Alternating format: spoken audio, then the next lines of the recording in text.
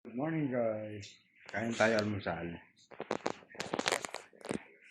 Tuyo, itlog, skinless. Ayan.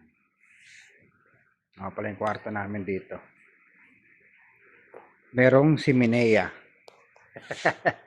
Para pag umulan ng yebe, umulan ng yelo, baka natin yan. De, joke lang guys. Nangyari lang yan. Ang anak ko tulog pa.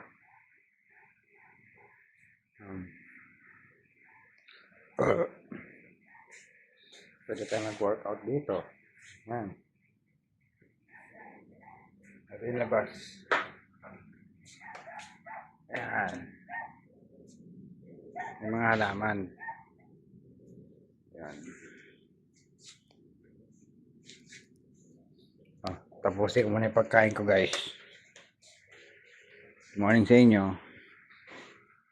Apo, mapapatay ko po, apo. Dam-dam. Apo pa.